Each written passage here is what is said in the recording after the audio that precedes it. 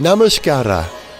Matu Madar India Dali Ricard Madalada Podcastna Eradu Sanki Kegalili Iri Ne Sanki Gege Svagata.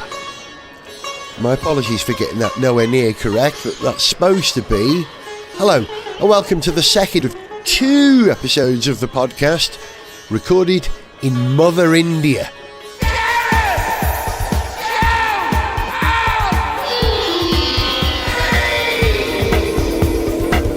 My apologies for getting that almost certainly nowhere near correct, but it's polite to have a go when you're visiting a country, right? You've got to try and speak a little bit of one of the local languages. That was Kannada, by the way, which is one of the major languages spoken in Karnataka, which is where Bengaluru is in Mother India. Okay, if you missed the last show, then here's a recap for you. I'm in India to find out about TVS Motor, almost certainly the largest bike manufacturer you've never heard of. They are a huge Indian industrial concern who manufacture motorbikes on a truly huge scale for markets all around the world. Well, recently TVS bought British bike brand Norton.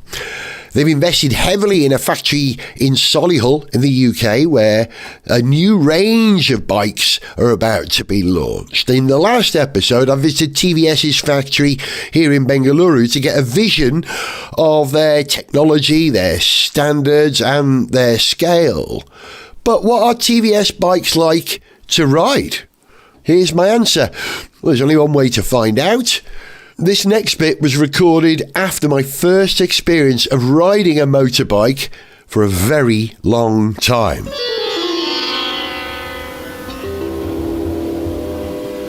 Oh man, I wish you could see me right now. I'm melting, I'm out of breath, and I'm utterly elated. I'm actually shaking. I have to admit, I was shaking before I got on the bike. I've just done 5 laps of a 1.2 kilometre karting outdoor circuit in 34 degree heat here in Bengaluru on a bike called a TVS Rodin, which is a kind of, I wouldn't say it was a cruiser, almost like a classic modern retro bike. And I haven't ridden a motorbike for 25 years. This is only the second time in my life I've ever ridden a bike on a race circuit, and the first time I did was on my own bike at Brands Hatch. I got to the first corner and went into the gravel trap with my mate Eddie McDonald from The Alarm, who followed me in. But you live and learn. So my policy for this trip was to return home in one piece. And so far, after my first 5 laps on the bike and then a second session of 2 laps following a pickup with 2 photographers, videographers you might say, in the back of a Toyota Hilux pickup. And every time we got round the corner, they weren't strapped in, they were sliding all over the place, and I think they were struggling to get shots of me. I was very ginger, I was very careful on the first lap, but I'm afraid by the second lap I was scraping the footrests on the corners. I thought, oh no, I don't want to do that because that'll swing the back end from under me and I'll be off in the gravel. But mercifully, I'm wearing a full race suit and helmet, which was provided for me by TVS Racing, because TVS do a lot of racing. As we found out in the briefing yesterday, they race at many levels, including the Dakar, which is very interesting. Although the bike that they took to the Dakar wasn't designed and built by them, it was built by a Spanish specialist, but TVS ran the team, prepped the bike. Now I'm interested in that because, you know, I love the Dakar and I'd very much like to go out there, so maybe if TVS are racing at the Dakar in the future, I can go along to that. But I had two sessions booked for this morning on the Rodin. Great name for a bike, by the way, gorgeous looking thing. But one session on that will do for me. It's going to take me about an hour to stop shaking and about 2 hours to get my temperature down to safe operational levels. I mean, I'm a 64-year-old smoker, right? So I'm not the fittest guy here. Some of the guys here, professional motorcycle journalists, they were really ragging it. I let them lap me and go past me. I'm not here to race. I'm here to go home in one piece. My hands are still shaking. I'm elated. But the interesting thing is, despite wearing a full face helmet, I come off and all the TVS people come over going, "You're having the best time. We can see your smile, even through the helmet." I know I've got a big smile. And actually, somebody said to me, "Do you know what, when you were younger on How To," Toad said this, one of the motorcycle journalists, "when you were on How To, you look very much like Valentino Rossi."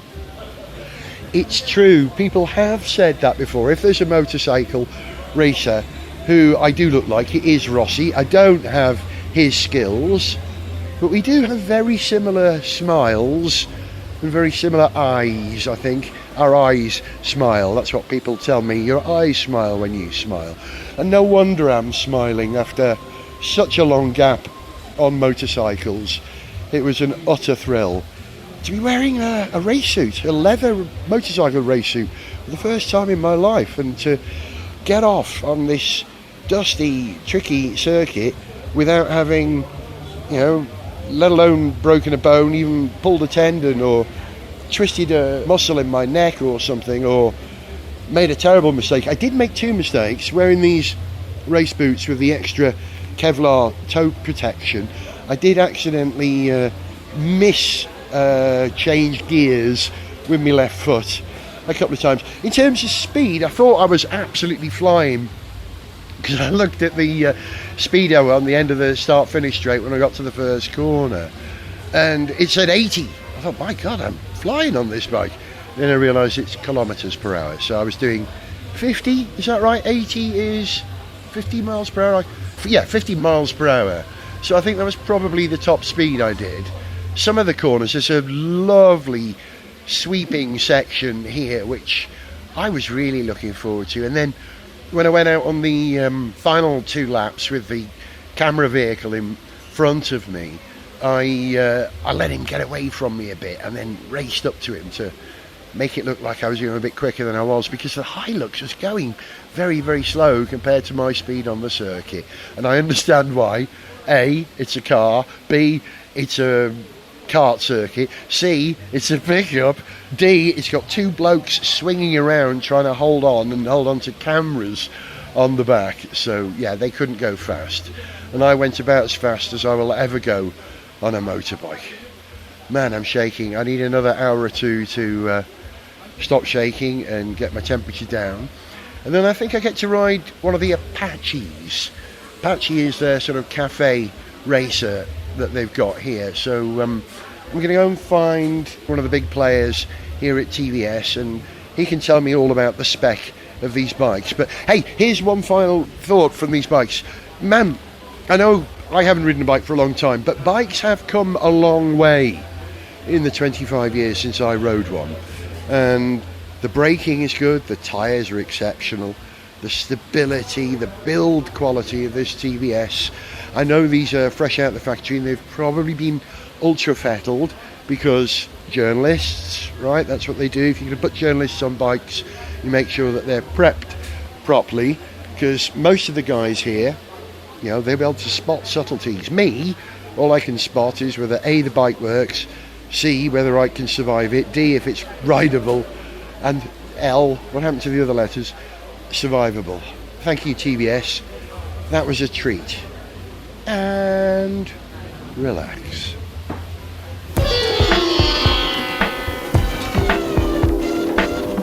Simon, or Toad perhaps, Toad. You're a proper motorcycle journalist, unlike me, who's just a wannabe. I don't know about that. I feel like I'm just getting away with it. I've been getting away with it for the last 10 years, so... Getting away with it all my life, as we say. Yeah. What are your impressions of TVS bikes, and do you know much about TVS before we came here? I've done a TVS launch before. We did a very similar event just on the Apache 310 RTR in Thailand, and it was a similar vibe, basically. It was very hot. We got a handful of laps and then that was it. Yeah. But the bikes generally are good. But what will catch out UK riders when TVS bring these bikes to the UK is you put them up against some of the European bikes in this sort of segment. Yeah, such as KTM RC390. Yeah. You know, there are other super sports bikes that we already get that are a bit more focused, a bit more actually sporty in terms of the suspension setting, the riding position, the brakes, etc. And these are very soft. So they're kind of like sports bikes for the track looking, but underneath is a commuter bike with very soft suspension. these are probably set up for Indian roads. Yep. In the UK version, they'd stiffen it up significantly, I would imagine. Yeah, I'm hopeful that they'll make some adjustments to them. The biggest problem that you'll find in the UK is these bikes have got like ridiculously low, short first and second gears. Yeah. So it's like they could do with adjusting that slightly. The riding position on it, I've got to give the RR a compliment in that the riding position is so relaxed and comfortable that you feel like you could get on it and just ride it all day for literally hundreds and hundreds of miles and get off it and feel absolutely fine. That's not something you can say about a sports bike very often. No. All of those traits make it difficult to ride on track because the pegs are just scraping on every corner and, you know, the handlebars, it feels like you're riding a chopper almost. Hey, I was scraping on my second lap on the Ronin, right, probably because it's... Yeah, but that's because you're mental. That is true. A 1.2 kilometre circuit with how many, 11 corners or something here? 12, yeah, something like that. It's just really slippy out there. Yeah. Go-kart tracks are always like polished, the surface, and they had some rain, so the rain's pulled loads of mud and dust, and you get on that and it's like riding on marbles. And there's sand on a couple of oily parts of the circuit as well, which I was being very circumspect about. Yeah, but not ideal. But to be honest with you, whenever it comes to these kind of events, we always like, oh God, it's not, why isn't it? But we're so used to going to a Ducati launch where they'll take you to Jerez, right, or a Honda launch and they'll take you to Qatar, and you go into proper GP spec circuits. Yeah. And in India, they've got the Bud International Circuit, but it's quite expensive to rent for a bike like this, so we come to kart tracks. Yeah. Just a different vibe. Well, it suits me. Quite frankly, I'm very happy doing 50 miles per hour around a circuit like this, and I would be doing 120 miles per hour around a proper race circuit, ended up in the gravel at every corner. My ambition is to go home with the same number of elbows I had when I arrived here. That's generally on everybody's wish list, is to go home in one piece. Have you ridden only the Apache? Which one? The RT, how did you say? I'm sticking on the sports bike, the RR, because I've already ridden the 310 RTR in Thailand. RTR, right. So really, we've got a review of that already on visordown.com. So it's getting a bit of a first impressions review on the RR before it comes to the UK. Well, I'll be looking at visordown.com to see what you think of everything officially. Thank you. Pleasure, mate. Nice to meet you, fella. Cheers, Toad. Cheers, mate. Gareth Jones on speed! As I mentioned in the last episode, TVS design and build some of their bikes in partnership with BMW Motorrad. In fact, the model known as the TVS Apache 310 RR is also sold as a BMW GS 310 RR, a proper starter sports bike. I asked Vimal Sumbly, Head of Business Premium at TVS Motor, to tell me more about the three bikes we were riding today, the TVS Rodin, the TVS Apache RTR and the TVS Apache 310 RR. Vimal, we're standing next to the TVS Rodin, a bike which I knew nothing about before I came. In fact, I knew nothing about TVS before I came to India. Tell me about this bike. Yeah, it's a beautiful motorcycle, as you can see, right from the way you ride this motorcycle. This is the first modern retro we introduced in India a couple of years back, and this is the motorcycle which is built on a 225cc single cylinder. 225, right, okay. And it produces the power of 20.4 PS, which is almost equivalent to what a 350cc churns in this segment. Right. So what we wanted to do is to redefine this segment and get more youngsters to ride this motorcycle, which is very easy riding, which is fun riding, where the consumers go for a very long distance, it's a very comfortable riding position. So if you look at it as this rear shocks, if you look at the front suspension, the riding position is very, very easy. fun riding. Then we have built technology into it. It has got a very nice speedometer. It has the riding modes. Yeah, tell me about the riding modes. I saw two. There's a rain and an urban mode. Yes. What do they do? So it's all engine control. So if you get to the rain mode, and typically, nowadays rains come anytime. Typically, in UK, you carry your umbrella, right? Yeah. When you ride a Rodin, you carry your ride mode. So in a rain mode, your braking is much more comfortable when you brake and you don't skid. So the bike is able to understand that you're in rain mode. So the friction with the road will be very less. When you're in urban, because you want to shift the gears very frequently, you want to do shorter turns, shorter maneuvering, then the urban is the best mode to get into. So for being on the circuit, I should be in urban mode, really? Yes, you should. You really I think should I be. was. I'm not sure. Yeah, you will enjoy it. And this is one bike I would say you want to ride more and more and more. You're not tired with these bikes because the rev angle, so the rev of it is pretty uniform. And you really enjoy the pure fun of motorcycling. It was, for someone who hasn't ridden a bike for 25 years, it was a very friendly, very forgiving bike with plenty of performance. There was enough grip and power there for someone like me. Not a sports bike. Come and talk to me about your Apaches now, because I think I'm going to ride one of those next. Yeah, so Ronin fits into our modern retro categories. And Apache, as an Apache is a 20-year-old motorcycle brand from TVS Motor Company. We have more than 6 million consumers for it. Globally, we sell in more than 75 countries, including Latin Americas, including Italy, including Southeast Asia, and of course in India. Coming to the UK? And it would surely be expanding into the other markets globally. And this beautiful motorcycle which you are seeing is Apache RR310. It's built on a 310cc platform on a single cylinder. And what you see in this bike is a lot of fun to ride because it's for those people who are looking for street riding. They want that very immediate grunt, initial feel. And they're typically college students, the guy who wants to go from one point to another point very quick. And to impress his friends because he looks like he's on a MotoGP bike. Absolutely, I was just cracked it. So that is the whole objective. As I said yesterday also to you, Apache is built on design, performance and technology. And that's what people love about this motorcycle. And this motorcycle comes with loads of technology. We have introduced RTDSE, which is Race Tuned Dynamic Stability Control. It's got a 6-directional IMU into it. A 6-directional what? IMU. IMU, okay. Inertial something unit. Yeah. So this inertial mass, is it? Is that what it is? Yeah. So it helps you to ensure that when you're going down the slope, in a very high speed, right, your bike tends to have a stoppie, right? If you brake, but it will ensure that your bike doesn't do stoppie. Right. And when you're doing a cornering, and the ABS cornering is in this, so it controls when you're doing a cornering. It also controls that you don't have a more lean. Right, in 6 directions, whether it is going down the hill, going up the hill, doing a cornering, and it's really built as a very beautiful, safe machine there. I was impressed at some of the technology TVS, I was told, have on their bikes yesterday. I had no idea that you could get cruise control on bikes. Yeah, there's a cruise control because this is something which our young motorcyclists want. Because it's all about fun. Motorcycling is all about fun. Indeed. And that is what we do at TVS. We design motorcycles very seriously, but we want people to have a smile when they ride our motorcycles. A smile as big as yours. Absolutely. So I love motorcycles. I love to ride motorcycles. So these are very beautiful set of machines. And if you look at the technology in terms of the display panels and all, they're beautifully designed so that whether you're in hot sun, whether you're in cold, whether you're night, you get good amount of directions. Then it has riding modes built into it. In terms of you to enjoy your motorcycles in a various riding positions, and it has got ABS, traction control, many things built up.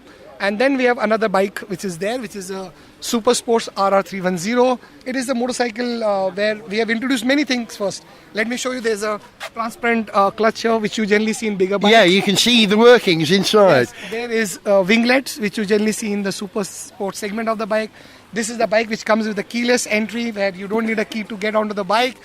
Then loads of power, loads of technology, and this is our super premium product within our portfolio as a TVS. 310cc currently is our largest cc format motorcycle. So I'm sure the consumer who wants to have a lazy, easy riding is Ronin.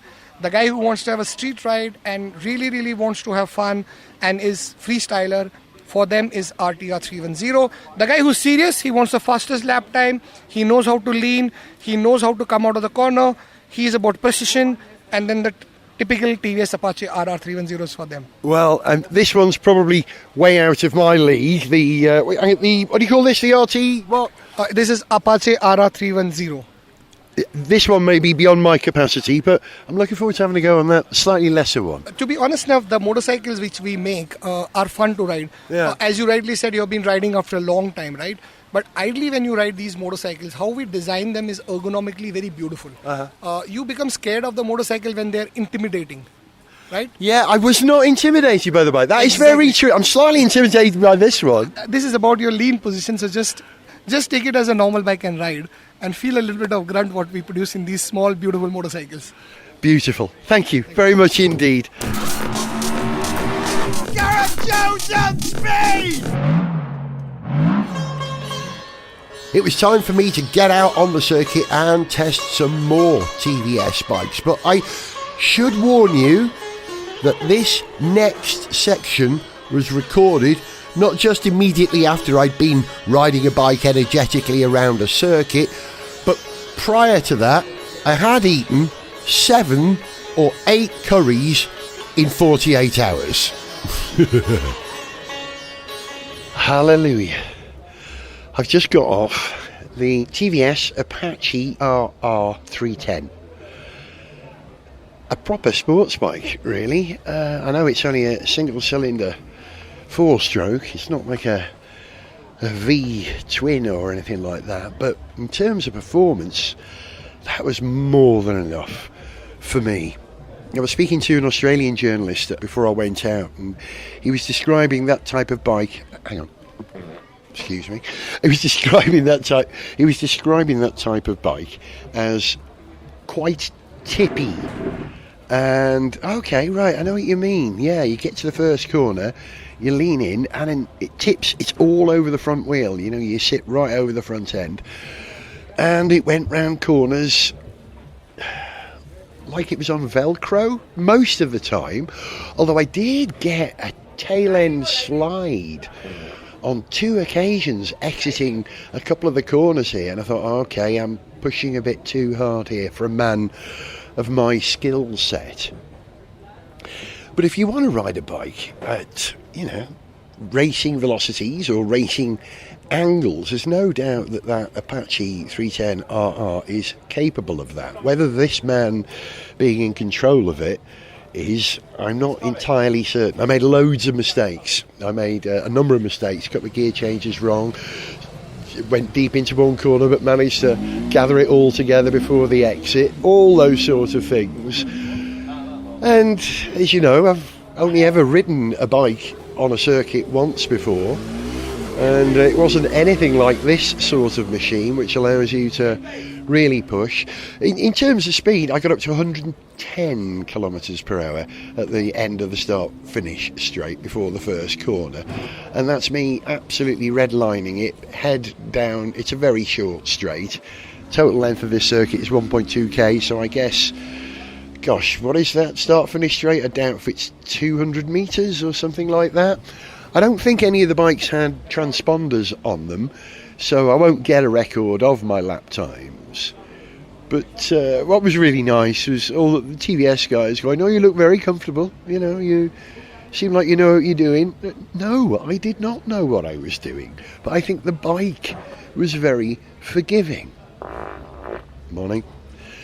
Interesting what Toad said earlier on about these bikes being a bit soft for Europe. But no, I didn't detect that. I mean, if you're used to riding Kawasaki Ninjas or something like that, a proper sports bike with real ultra performance, then something like this will feel a bit average, you might say. But it certainly wasn't average in my experience. And if you're making a journey through motorbikes, you could stop at something with that level of performance and be very happy. If you're a 64-year-old bloke or you're a 20-something-year-old, I don't know. But, man, I need to lie down now. The fear I have is that I may never, ever be cool again. My body temperature, my core temperature is absolutely skyrocketing. A lot of it from the fact that this is, 34 degrees out here today. Most of it is adrenaline, I would imagine, really. Just thrill and nervousness. And I'm going home with 2 elbows the same size as they were when I arrived. My kneecaps still attached, my collarbone not dislocated. I don't think I've bruised or damaged myself in any way, apart from when I took the race suit off. There was one moment where I'm trying to get it over my left shoulder, and I do have a slight problem with my left shoulder from swimming and sitting at a computer all day, and something went bing when I did that, but that's just a function of being an old guy. Hey, TVS make nice bikes. When they come to the UK, go and ride one if you want. I think you might enjoy it. They're certainly made by people who are passionate about bikes. India, I'm pretty sure, has more motorcyclists than motorists, and so bike culture is ingrained in people here, and that's a good basis to start making bikes. Oh, here's a factoid. We were shown a graphic yesterday at the briefing at TVS's headquarters, and it showed TVS as the 4th largest manufacturer of motorbikes in the world, as Jeremy Clarkson would say, in the world. They're behind Honda, who are number 1, Hero, who are number 3. I'm not sure who number 2 was, probably Suzuki or Yamaha. Didn't see Kawasaki on there. My relationship with bikes goes way back. Shall I tell you about this? I made a video for Kawasaki back in the 90s, how to pass the motorcycle test. And as a result of that, I got 3 Kawasaki bikes. What was it called? KM125 was the first one, then a 650 Tengai. No, KLR 650 was the second bike. Then I got a 650 Tengai, my kind of bike. I always wanted something that was like a Dakar bike. I always believed that living in London, having a bike with lots of suspension travel was the right thing because of the state of London roads and potholes. But having moved to North Wales, slightly tempted by the idea of a sports bike now. My good neighbour Paul, my lovely neighbour Paul in North Wales, he's got a Ninja, Kawasaki Ninja, and he goes out every day for a blast, a refreshing blast. And I'm wondering if I could perhaps acquire the loan of a motorcycle for a while and go out and join him. I'd like that. Living in North Wales, it's almost a tragedy that I don't have a motorbike, because, motorcycles represent freedom, liberty, happiness in so many ways, and possibly the loss of your driving licence, as road speeds in North Wales are limited to 20 miles per hour in the majority of it. But there are places where you can let go. I'd quite like to go and ride round the Mac Loop, or part of it anyway, which is not far from me in North Wales. And I think this trip may have opened up something in me, a desire to be a motorcyclist again. Yeah, I think I do want to ride bikes a lot. It came back. Muscle memory kicked in. When you first get on the bike, you go, oh God, how does this work? Okay, clutch and gears on the left hand side, brake on the right, foot brake on the right. Okay, how do I start it? Oh yeah, ignition, starter button. And then I put it in the right mode. I was in track mode in the RR, and yeah, it looked after me. Well done, TVS. Thank you. Now, a very large glass of water, or 6. Gareth Jones on speed.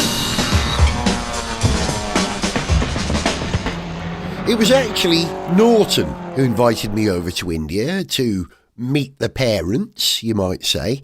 And having ridden TVS's bikes, I can confidently say that they are fine machines. But one question remains. What about Norton? What's in store? When will we see their new range? Will they be V4 super bikes or something else? Perhaps a rebadged TVS single cylinder? I doubt that, but you've got to ask. The man with all the answers, well, most of them, was there at the circuit with us. So let's hear from Rob Durant from Norton. Well, Norton's been on quite a journey the last 5 years. TVS bought Norton in 2020. That then really established a whole baseline of essentially rebooting the brand.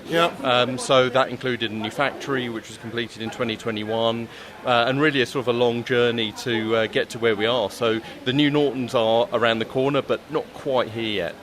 Very often when a large concern takes over a well-known British brand, I'm thinking about Geely and Lotus at the moment, manufacturing has moved from its heartland to where manufacturing is so much cheaper. But you're going to build the bikes in the UK. You are building the bikes in the UK. Absolutely. We invested in the plant in Solihull. It's been over £200 million invested so far in Norton, in the team, the infrastructure, and above all the factory. So that investment is absolutely to have that as our global hub. It's where we will have the design, the development, all the expertise and the production. So, the new top Norton will be absolutely made at Solihull. It's like Aston Martin or Rolls-Royce, you might argue. Its Britishness is at the heart of how you sell the brand. Is that going to be how it is going forward, or is it going to be more of an international bike?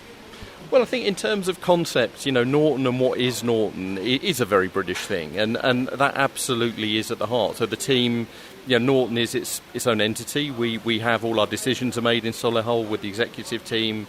We have the engineering, the R&D, all of that is based in Solihull. So that essence of what is Nortonness is absolutely going to be at the heart and where we're based in Solihull.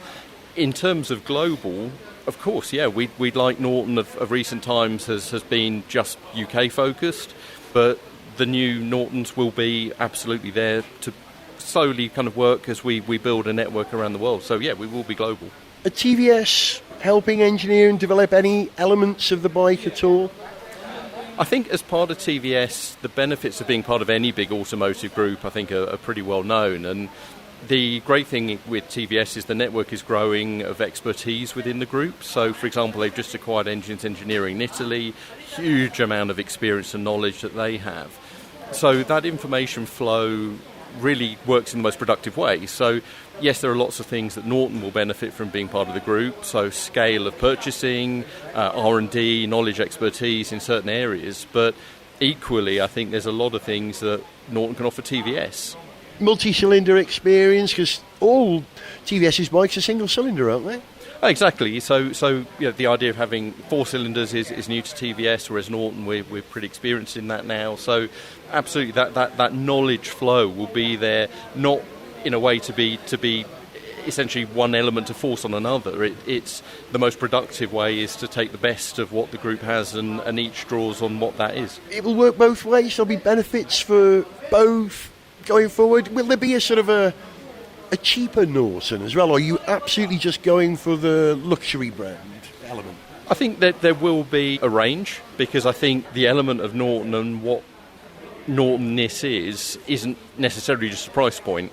So I think we'll lead with the top bike, and then we'll see. We'll find out more in terms of what the rest of the range will be. I think that's the correct thing to do. Very often when a marque come out, sometimes they start with the small. I'm talking about cars essentially. They start with the smaller, cheaper one, and then try and build on that. But if you want prestige, you have to start at the top and then make a cheaper version available. What sort of scale are you talking about? What sort of numbers are you predicting manufacturing in the UK? I think you're quite right in terms of kind of where you start. And I think for us, we always wanted to start with the top bike. It's Norton. It's really important to kind of show where we see us and what that 21st century Norton embodies in terms of the actual physical bike.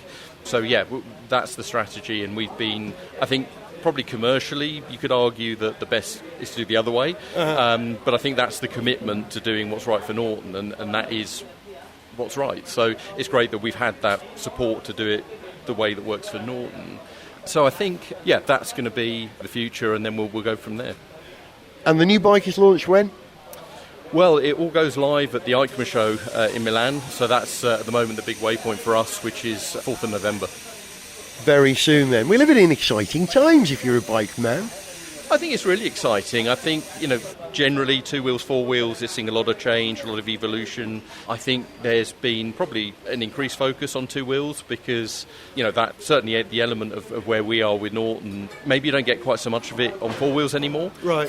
So more people are looking at 2 wheels for that kind of more traditional feel. And I think that's at the kind of core of what we want to try and do is the new Nortons, it's not going to be a top trumps bike. It's not there to have, the top stats. It will have everything you need, but our focus has been very much on making sure that feel, that engagement, that sort of very subjective feeling you get from your ride, that buzz, that's what the bike's there to do. One final question. It's not going to be an EV, it's going to be internal combustion engine bike, isn't it? Absolutely. Everything we're looking at is internal combustion. When the bike's launched, can I ride one? You can. We would be very glad to have you along. Thank you very much. I managed to survive today without crashing, despite 25 years not riding a bike. So I now feel confident, like I can take my L plates, take my stabilisers off, and I could manage a big Norton. You passed your test, Gareth, though. That's it. Norton next. Yeah, let's go.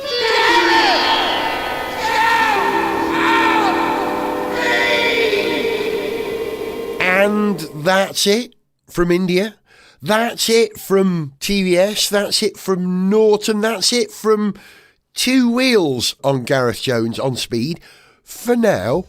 But if you enjoyed hearing this show report on motorbikes as opposed to 4-wheeled vehicles for the very first time, drop me a line. You know how to do it. Information at the end of the programme. Let me know. Gareth Jones on Speed will be back in the UK, back in Wales for the next episode, where we'll be looking at the latest developments in Formula 1 and the title battle. And I think we'll probably be looking at the fact that Elfyn Evans could yet be the world's first Welsh World Rally Champion. All that and more in 2 weeks, right here in your favourite long-running car and motorbike podcast, Gareth Jones on Speed. See you guys. If you enjoyed this show, then please like, share and subscribe. For information on how to contact the show, see pictures, read song lyrics, follow us on social media, or to sponsor this podcast, go to garethjones.tv. Gareth Jones on Speed is made in Wales by Whiz Bang. Gareth Jones on Speed!